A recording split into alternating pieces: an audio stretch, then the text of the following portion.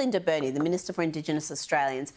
I watched Parliament throughout the week intently, and she's either unwilling or incapable of answering questions other than just reading directly from her notes. It just happened time and time again. Every time a question was posed to her, and there weren't gotcha questions, these were very broad questions about the race-based referendum, Makarrata, statements that she's made or the Prime Minister has made.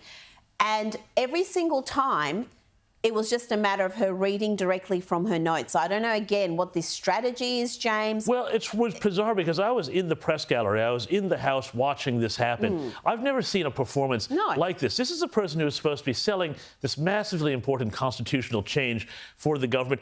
She would literally come up and read a piece of paper with the most pat motherhood statements about the voice. And I don't know if she's poorly advised or what's happening in her office, but nobody ever, gave her a piece of paper that even said, if asked about a Makarrata commission, which is what good advisors do, read this and get up and sit down. And no, they couldn't even do that. Well, the point is that, as was the people who did that poll we mentioned, observed, that the reason the Republic referendum in 1999 failed was because the detail. People saw the detail and voted against it. So the bright sparks at Labor and the Greens and the Indigenous activist class decided, OK, let's get the voice through without giving anyone any details. That'll work. That'll be a great trick. And now it's all coming unstuck. They can't answer any details because the devil literally is in the details and people will not vote for it when they know what it's all about. But I do fear that there's so much that the public isn't seeing. They are seeing a lot of yes campaigning, and the yes campaign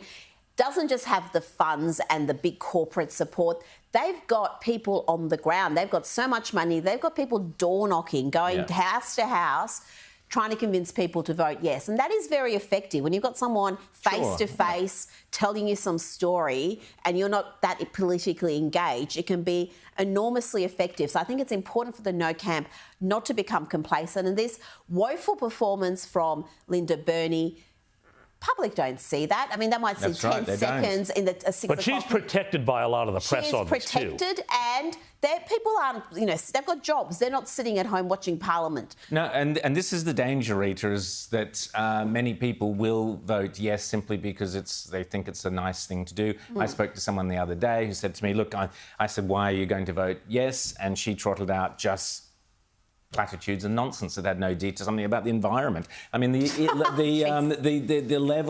deliberate level of ignorance, and this is where the Albanese government is so reprehensible. Any government that deliberately starves its people of information in order to make a big constitutional change, well, we've got a name for that, and that's communism. And it's utterly reprehensible that they've denied the details of what could happen under a voice to the population. And the population, many of them, may still blindly vote yes. We still might wake up on the morning after the referendum and find it's a yes simply because so many people are going, oh, I don't know, I don't understand. Well, I don't think so, Ron. And well, I hope not. But I'm just warning against complacency. I think that complacency is, of course, the enemy of the No camp.